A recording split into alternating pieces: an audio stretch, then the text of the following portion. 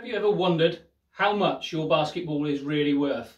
How much does it cost a manufacturer or brand to get the FIBA Approved stamp put on their ball so they could be used in Category 1 or 2 basketball tournaments? Because at the end of the day, it's you that's paying for it.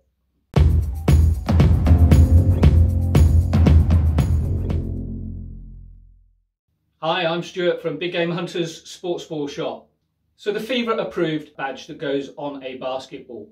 This molten FIBA Approved BG 4500 basketball is one of Molten's top basketballs.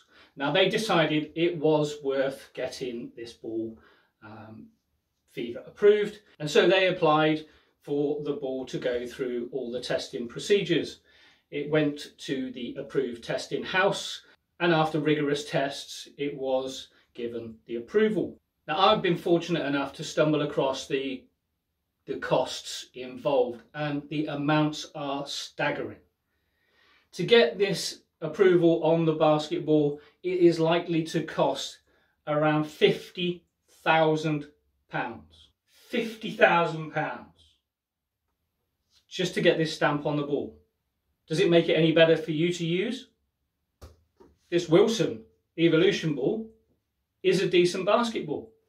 They retail for around the same price. This one doesn't have the FIBA Approved stamp. I'm not sure that the ball is any inferior to the Molten ball, but Wilson clearly decided it wasn't worth getting this ball tested. Now there may be a reason for that, and it could be just simply that they don't have any contracts with any of the major leagues or tournaments, and so there's totally unnecessary to get it FIBA Approved, so it's not going to be used in Category 1 or Category 2 tournaments. Molten have a deal with the BBL, the British Basketball League, and for a ball to be used in the British Basketball League, it does need to have Category 1 or Level 1, as it's been renamed, status. So this ball, to be used in that tournament, it did have to go through the process. So it's clearly in Molten's interest to get the ball approved. Now the figures I've come across were for the period of 2015 to 2019. Now this year, 2020, this basketball has been approved from 2020 through to 2023. So it's a 4-year period, and in 2024 this stamp will get changed again and will be valid until 2027.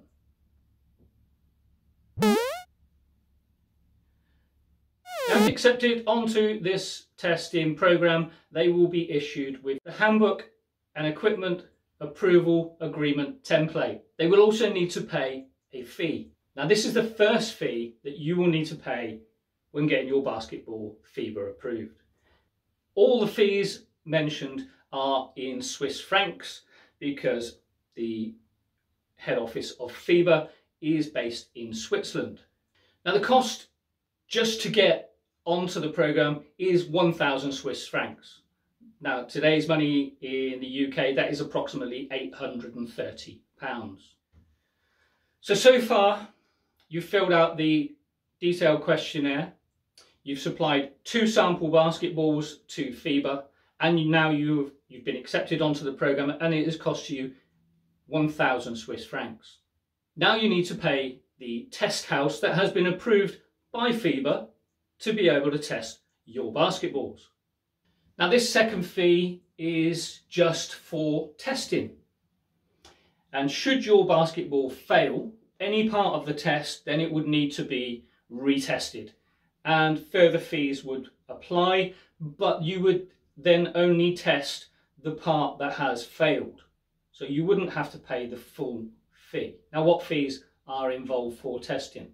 For size 7 basketballs seeking level 1 approval, you would need to pay a fee of 3,200 Swiss francs, approximately £2,657 in today's money. Size 6 would be 2,700 Swiss francs, which is £2,242. Size 5 is 2,000 Swiss francs. This is approximately £1,661 at today's exchange rate. For testing size 7 balls, you would need to supply 8 sample balls. These are identical and would need to be sent direct to the test house. For a size 6 basketballs to be tested, you would need to send 6 sample balls. For level 1 approval for your size 5 basketball, you would need to supply 5 basketballs. Level 2 fees for a size 7 ball are 2,200 Swiss francs. Size 6, they're 1,700 Swiss francs. For size 5 balls, you can't go for approval because it's not applicable. So assuming now we're going for size 7 approval in level 1 category, that has now cost us 4,200 Swiss francs just to get the basketballs approved. That is in addition to the costs incurred of supplying FIBA the 2 sample balls, the time spent to fill out the questionnaire and to go through the whole process, and the sample balls that have been sent to the test house. Now we're ready to pay the licensing fee. Now you would think this would be a one-off payment, but no, it is per year. The agreement lasts for 4 years, so this amount needs to be paid 4 times. Now the licensing fee is paid annually in Swiss francs, and size 7 would cost you 14,000 Swiss francs. For a size 6 ball, you would pay 9,500 Swiss francs, and for a size 5 ball, you would be paying 6,500 Swiss francs. That's just for this year. Next year, you would have to pay exactly the same, and the following year, and in the final year of the agreement. 4 payments for a size 7 ball of 14,000 Swiss francs. The total there is 56,000 Swiss francs. Add that onto your licensing agreement and your test costs. That would be over 60,000 Swiss francs, which is around £50,000. That's just for size 7. If you decided you wanted size 6 and size 5 tested too and approved, wow, these costs are astronomical. So you can see why some brands only go for the size 7 approval. But you have to pay for this. This fee is added to the cost of your ball. So you could potentially buy the same quality basketball for less. Okay, it wouldn't have the FIBA approved branding, but it surely would be the same quality.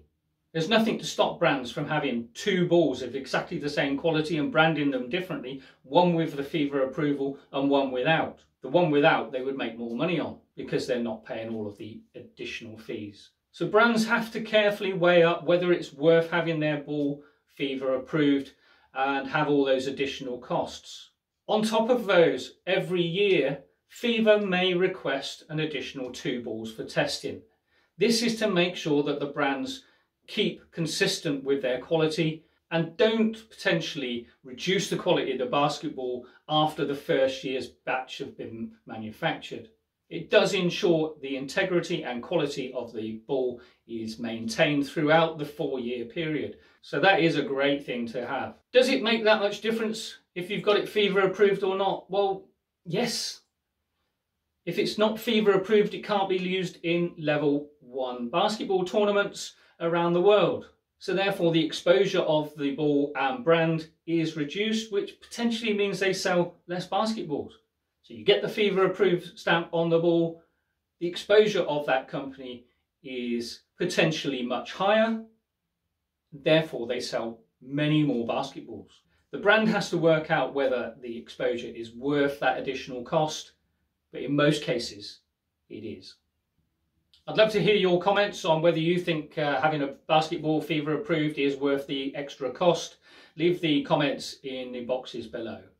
Don't forget to hit the subscribe button and the bell button too. Love to have you as part of our channel, and until next time, bye bye.